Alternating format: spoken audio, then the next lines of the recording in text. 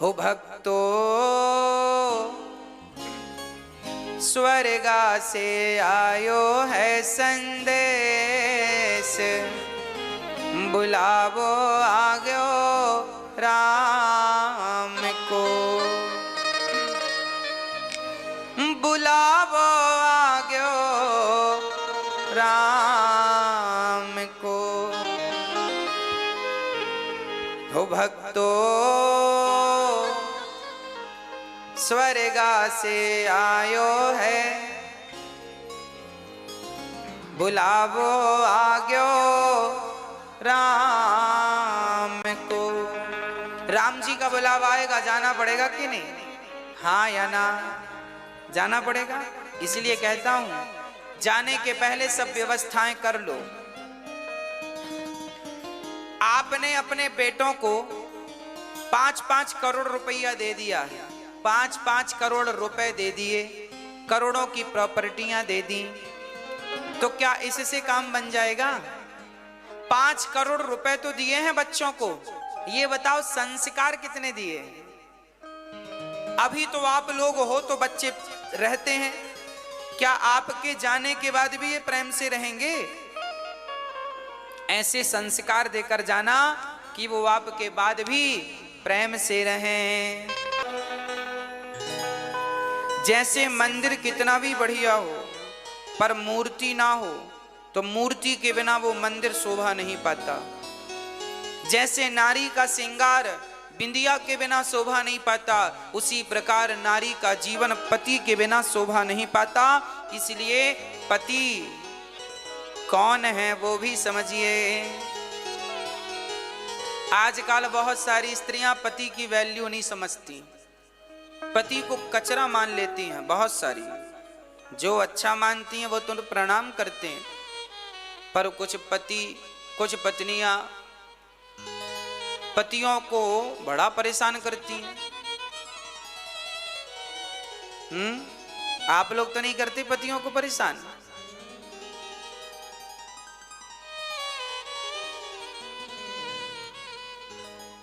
पति की आज्ञा ही नारी का धर्म है, पति की आज्ञा पालन ही नारी का धर्म है। पति ही जप है, पति ही तप है, पति ही है करता।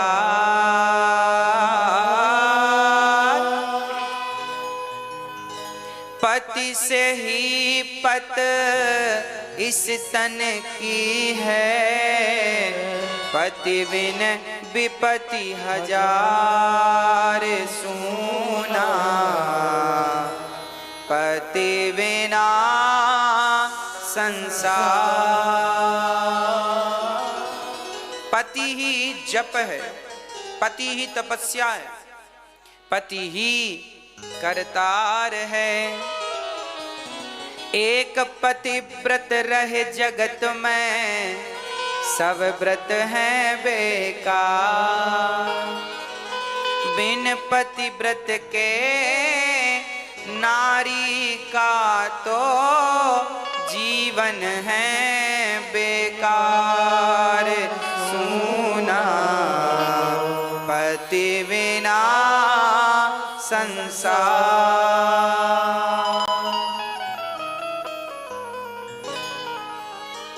नारी का धर्म है एक पतिव्रता बन के रहे, दूसरा कोई व्रत ना करे तो नारी का उद्धार हो जाएगा। नारी बहुत फायदे में होती है, पुरुष से कई गुना फायदे में नारी रहती है। स्त्रियों को लगता है ना भगवान ने हमारे साथ बड़ा गलत किया, हमें स्त्री बना दिया, पुरुष क्यों नहीं बनाया? अरे पुरुष से अच्छी हो आप, क्या अच्छाई है आप में?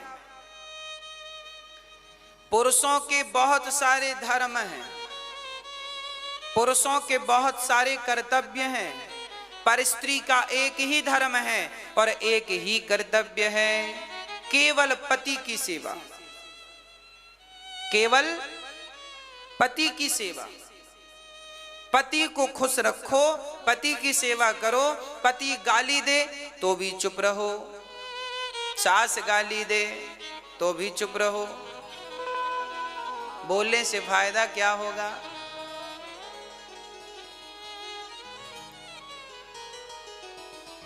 पुरुष को भी चाहिए कि नारी का सम्मान करे, आदर करे। नारी का आदर पुरुष करे, पुरुष का सम्मान नारी करे। इस भाव से गृहस्थी में रहो, गृहस्थी स्वर्ग बन जाएगी। पर आज लोग समझदार कम हैं। आज पत्नियों को बड़ा गुस्सा आ जाता है। जा रहे हैं पापा के घर, झोला उठाई चली,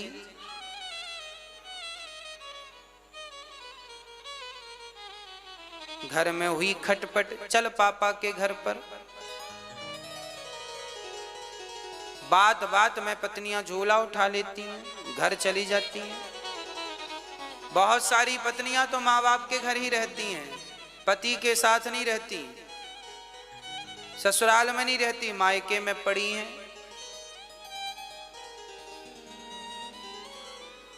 और मम्मी भी अच्छी मिल गई है, हाँ बेटा यहीं रहो, क्या जरूरत है ससुराल जाने की? अरे जरूरत नहीं थी तो शादी क्यों किया? शादी क्यों की? जब ससुराल जाने की जरूरत ही नहीं थी तो शादी घर पे बिठा रखते बेटी को। अरे भाई, थोड़ा सा सहनशील तो सबको ही बनना पड़ता है। किस घर में झगड़े नहीं होते एक घर का नाम बताओ? किस घर में लड़ाइयां नहीं होती एक घर का नाम बताओ? अरे लड़ाई झगड़े सबके घर होते हैं, पति पत्नी झगड़ा सबके घर करते हैं, पर लड़ झगड़ कर वो एक हो जाएंगे। तुम क्यों कूद रहे हो बीच में?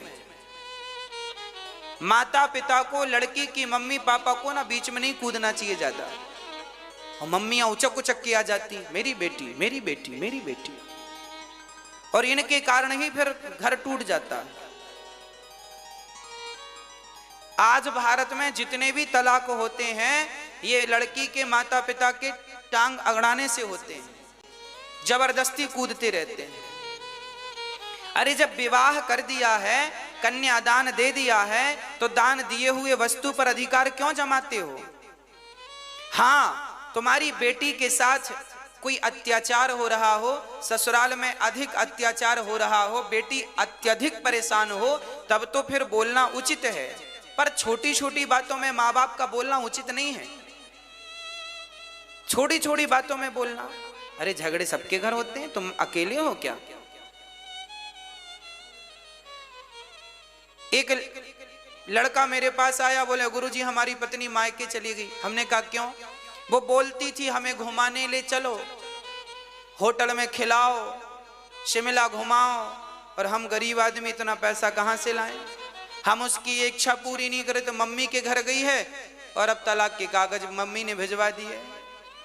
मम्मी ने पढ़ाया, बेटी क्या जरूरत है? अब लो, ये कोई बातें हैं? इतने मूर्ख लोग भी समाज में पड़े हैं। अरे तुम्हारे पति की जितना चादर हो ना भक्तों, उतना ही पांव पसारना चाहिए। आपके पति की कमाई 1000 रुपए है तो 1000 में ही संतोष रखो, ज्यादा सपने ना देखो। आपके पति की कमाई 50,000 है तो उस प्रकार के सपने देखो, उससे अधिक वाले ना देखो। जितना चादर है उतने में ही संतोष रहो, संतोष रखो। गृहस्थी की गाड़ी ऐसे चलती है। अब ये नहीं कि पति कमा रहा है 10,000 और पत्नी कह रही है हमें तो 20,000 की साड़ी दिलाओ, ऐसे तो काम नहीं बनेगा।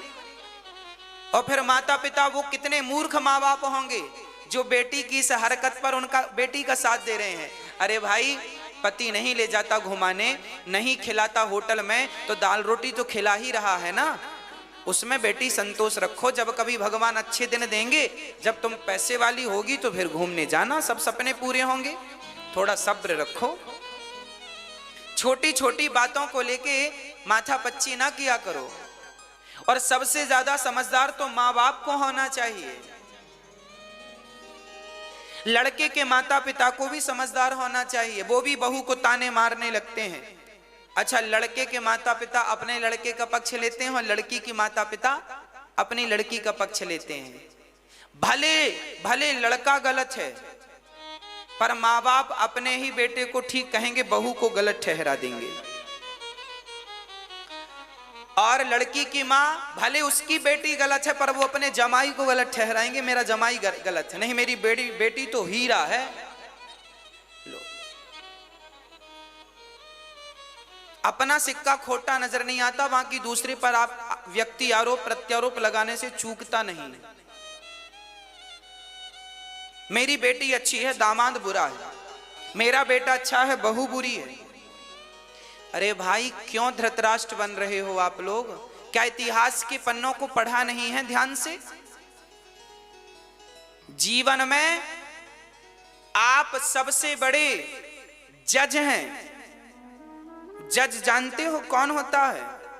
जो सही डिसीजन देता है, सही निर्णय करता है, दलीलों को सुनता है और सही डिसीजन तक जाए, उसे जज कहते हैं। जिसका जजमेंट सत्य की कसौटी पर कसा हो उसे जज कहते हैं। चीफ जस्टिस बोलते हैं ना। सारी दुनिया उसे भगवान की तरह देखती है, जज को। इनका निर्णय भगवान का निर्णय है। और याद रखना मेरी माँ, आपके घर में जो भी बड़े हैं, चाहे आपके पिता बड़े हैं, चाहे आपके ससुर बड़े हैं, चाहे आपके घर में जो भी व्यक्ति बड़ा है, आप जो बड़े लोग हैं आपके घर में उम्र से, वही आपके घर का जज है। हर घर में जज होते हैं। हमारे माता पिता जज हैं, आपके माता पिता भी जज हैं। और जज को चाहिए कि सही निर्णय ले। बेटी गलत है तुम्हारी तो तुम बेटी को ही डांटो ना, दामाद से क्यों कह रहे हो? और दामाद तुम्हारा बेटा गलत है तो अपने बेटे को कहो बहू तो ठीक है भाई। अब बहू ठीक है फिर भी तुम उसे डांट रहे हो, मतलब तुम अगले जन्म में अंधे बनोगे, धृतराष्ट्र की तरह।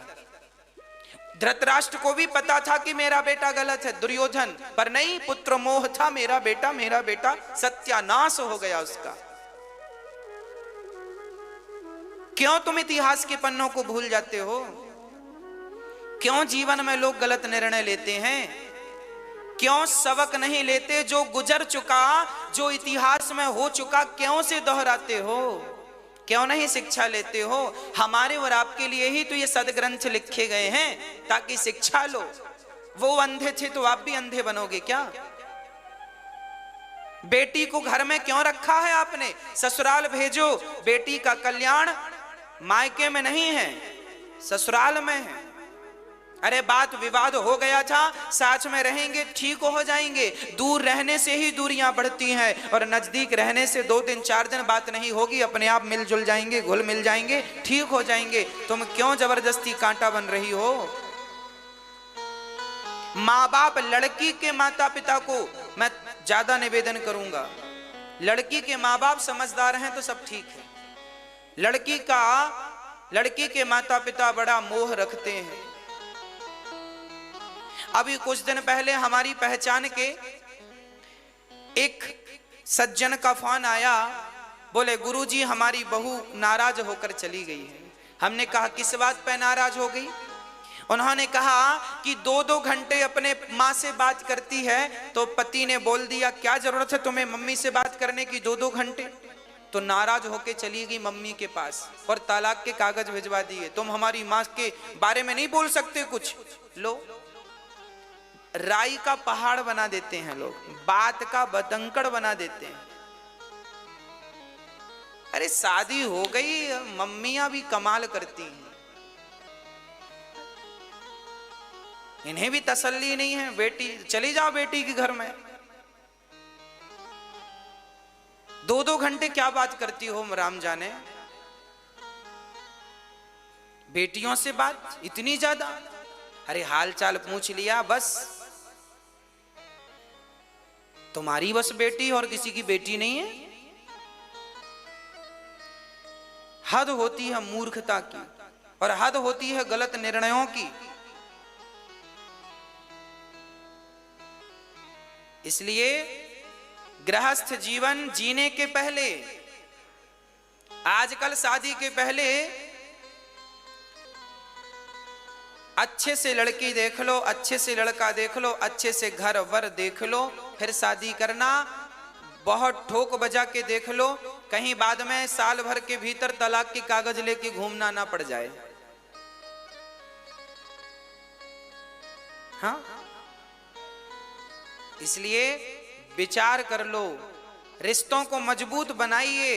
अरे धागे में गांठ पड़ जाती है ना, तो धागे से गांठ खोल लो। कैंची चलाने से अच्छा है गांठ को खोल लिया जाए। रिश्ते जब उलझ जाएं तो उनमें कैंची चलाने से अच्छा है उन्हें प्यार मोहब्बत से सुलझा लिया जाए। सुलझाने से काम बन जाए तो सुलझा लो, कैंची मत चलाओ। नहीं, लोग कैंची चला के रिश्ते को तोड़ ही देते। कई बार हमने देखा बच्चे हो गए हैं, 2-2 बच्चों के बाद तलाक होते हैं लोगों के। अरे राम राम, उन बच्चों का क्या कसूर था? अब लोग कहते हैं बच्चा, बेटा तुम अपनी माँ के साथ रहोगे कि पापा के साथ रहोगे? अरे वो छोटा बच्चा, उसे दोनों का प्यार चाहिए, माता का पिता का। अब उसको धर्म संकट में डाल देते, वो क्या कहे? वो कोई निर्णय देने के योग्य है क्या? उसे तुमने धर्म संकट में डाला है ना, इसका भी तो तुम्हें पाप लगेगा। भूल गए? तुम्हारी अपनी मौज मस्ती के चक्कर में उनकी जिंदगी बर्बाद हो गई, बिगड़ गई। क्यों तुम्हें तलाक देना है? क्यों तुम्हें तलाक लेना है? क्यों नहीं पति के संग रहना? क्यों नहीं पति के संग, पत्नी के संग रहना? अरे तुम जैसा पति चाहती हो, जैसी पत्नी चाहते हो, अपनी ही पत्नी को वैसा बना लो, अपने ही पति को वैसा बना लो, अपने अनुकूल कर लो ना, उसे ठीक करो। बदलने से काम नहीं बनेगा। क्या भरोसा? कल ही मेरे पास एक बहन आई, बोले गुरुजी मेरी 3 शादियां हो गई, अब तीसरे से भी तलाक की चर्चा चल रही है। लो,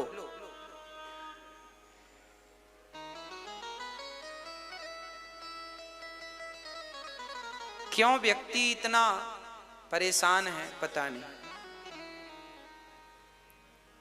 लोगों को आज सच कहूं मेरी मां, आप लोगों ने अपनी बेटियों को और अपने बेटों को रिश्तों की कीमत कभी बताई ही नहीं।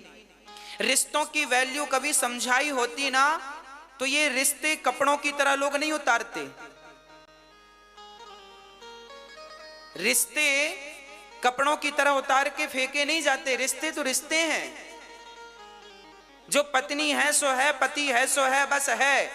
दूसरे का कोई स्वप्न में भी ख्याल और सवाल ना हो। भगवान राम ने सीता के सिवा पराई स्त्री को कभी स्वप्न में नहीं देखा था, और माता सीता ने राम के सिवा स्वप्न में भी पराई पुरुष को नहीं देखा था। इसलिए वो आज घर घर पूजे जाते हैं। राम सीता बन करके लोग आरती उतारते हैं, श्री राम जय राम जय जय राम गाते हैं, क्योंकि वो चरित्रवान थे, मर्यादा पुरुषोत्तम थे।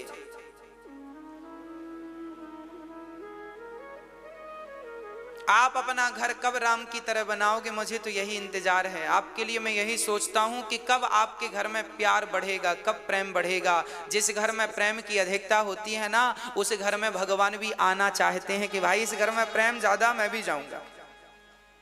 जहां जहां सुमति तहां, देखो शास्त्रों के वचनों पर ध्यान दिया करो। शास्त्र हम सबके माई बाप हैं, वो कभी गलत निर्णय नहीं देते। लिखा है जहां सुमति तहां संपत्ति नाना, जहां कुमति तहां विपत्ति निदाना। जहां एकता है, प्यार है, प्रेम है एक दूसरे के प्रति, वो घर स्वर्ग है। बहू अपनी सास के लिए साड़ियां खरीदे और सास अपनी बहू के लिए साड़ियां खरीदे। बड़ा भाई छोटे भाई के लिए कपड़े खरीदे और छोटा भाई बड़े भाई के लिए कपड़ा खरीदे। वाह, जहां जिठानी देवरानी के लिए शॉपिंग कर रही हो और देवरानी जिठानी के लिए शॉपिंग कर रही हो, हे भगवान इसी घर में जन्म देना। जहां ऐसा प्यार भरा हो एक दूसरों के प्रति, इसी घर में भेजना।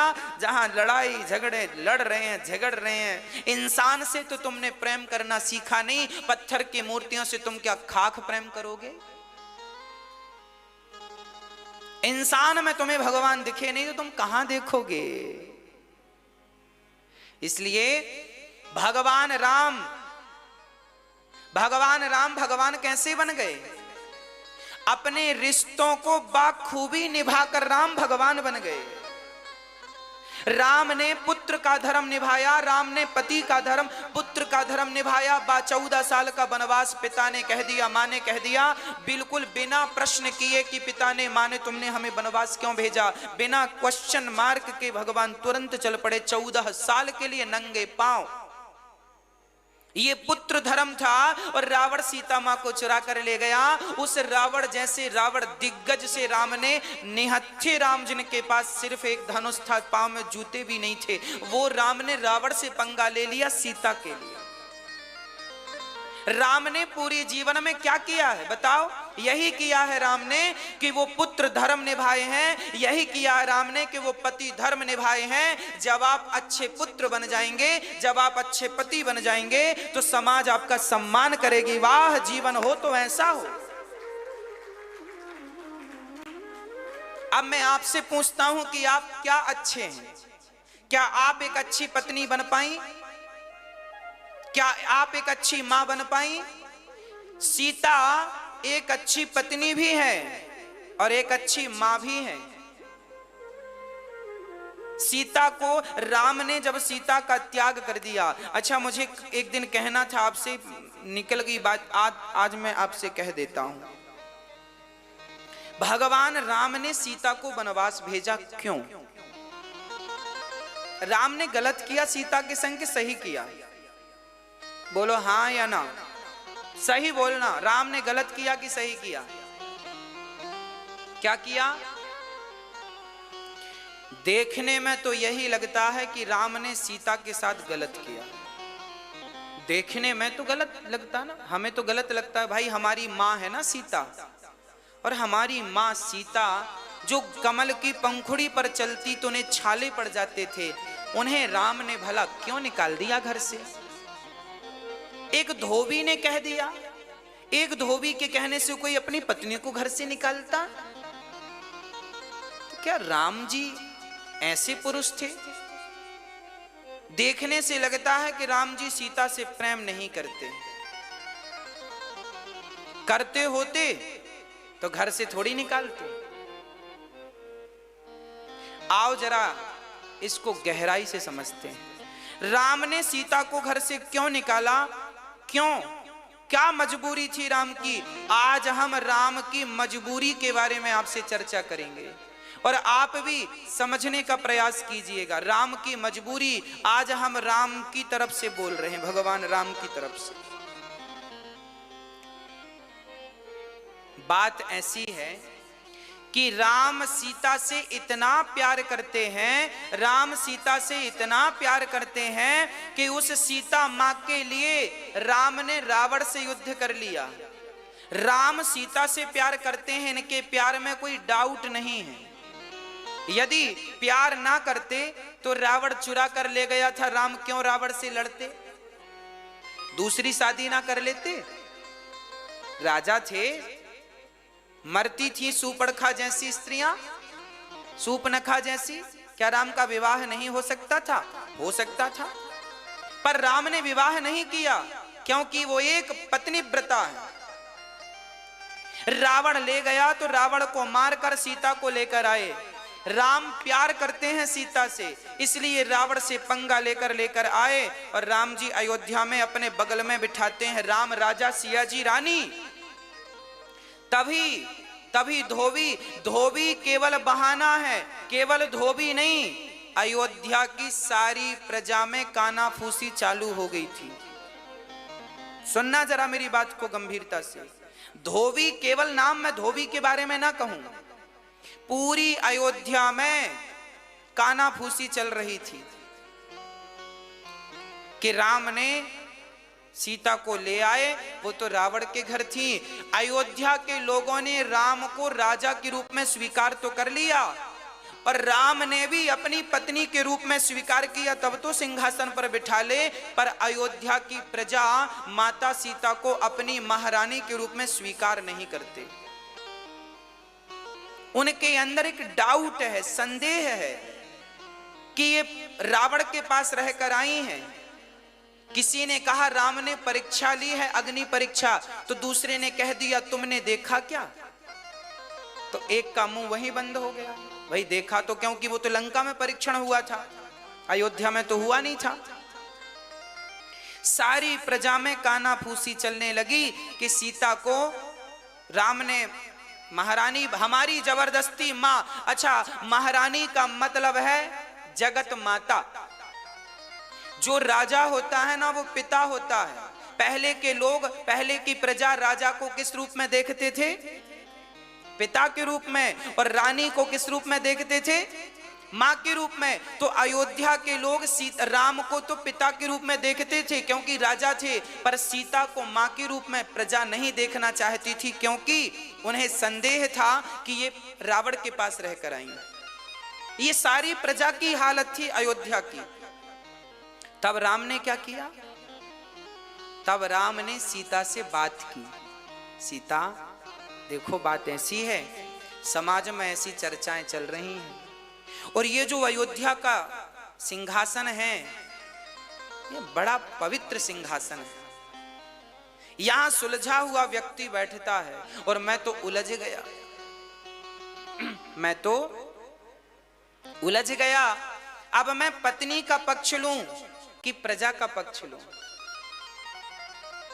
तब सीता ने निर्णय दिया था, राम प्रभु, यदि मेरे कारण आपके दामन पर कोई दाग लग रहा है तो एक मेरे त्याग देने से आपका सर्वस्व बच रहा है, तो मुझे त्याग दीजिए। तब राम ने ना चाहकर, प्रजा की कानाफूसी के कारण राम ने सीता को वनवास भेज दिया। इससे क्या सिद्ध हुआ? इससे यह सिद्ध हुआ कि राम अपनी प्रजा से इतना प्यार करते थे जितना प्यार सीता से करते थे, उससे ज्यादा प्यार राम जी अपनी प्रजा से करते थे। प्रजा के लिए राम ने सीता का त्याग किया है। जो राजा अपनी प्रजा से इतना प्यार करता हो कि अपनी उस पत्नी का त्याग कर दे जिस पत्नी के लिए रावण से पंगा ले लिया, तो क्या ये राजा गलत था? अब आपका निर्णय। क्या प्रजा से प्रेम दिखाकर राम ने, क्या प्रजा के, सीता से ऊपर राम ने प्रजा को रखा है? पत्नी से ऊपर राम ने प्रजा को रखा है। और जो राजा अपनी प्रजा से इतना प्यार करता हो, क्या वो राजा गलत है? इसलिए आज तक राम के बाद हजारों लोग राजा बने, पर लोग किसी और राजा की कामना नहीं करते, सिर्फ राम राज्य की कामना करते हैं, क्योंकि राम अपनी प्रजा को अपनी पत्नी से ज्यादा महत्व देते थे। अब आप ही बताइए कि राम सही थे या गलत थे? उनका निर्णय सही था या गलत था? यदि राम सीता का त्याग नहीं करते तो उनकी प्रजा की कानाफूसी चलती रहती और राजा, फिर राम जी सफल राजा नहीं बन पाते। जैसा राजा आप चाहते हैं वैसे राजा राम नहीं बन पाते।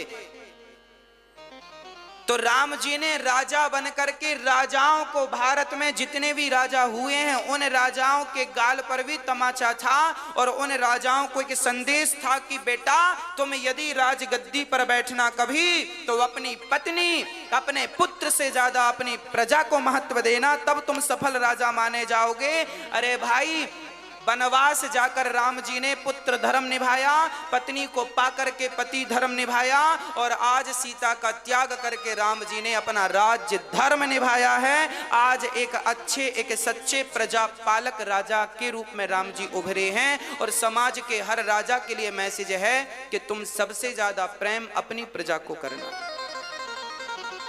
ये संदेश हर राजा के लिए। जो राजा अपनी प्रजा से प्रेम करता है उस राजा को प्रजा पलकों पर बिठाती है। और याद रखना, जो राजा प्रजा का अपमान करता है, प्रजा को दुखी करता है, ऐसा राजा करोड़ों जन्म तक नरक में जाता है। शास्त्रों की बातें हैं ये। चलिए, सीता के त्याग की एक दूसरी चर्चा भी पद्म पुराण में मिलती है। कृष्ण कृष्ण पुकारने लगी, कृष्ण कहाँ चले गए, कृष्ण कहाँ चले गए। श्री राधा रानी को लेकर भगवान गए। राधा रानी बड़े प्रेम से श्याम सुंदर से कहने लगी, प्रभु मैं थक गई हूं। भगवान बोले, आओ मेरे कंधे पर बैठ जाओ। कंधे पर बैठने के लिए जब श्री राधा रानी आगे बढ़ी तो श्याम सुंदर ने उन्हें छोड़ दिया और अंतर्धान हो गए। सारी गोपियां विलाप करने लगी, कृष्ण कहाँ हो, कृष्ण कहाँ हो। जब विरह की स्थिति उत्पन्न हुई, जब मानो प्राण निकल जाएंगे,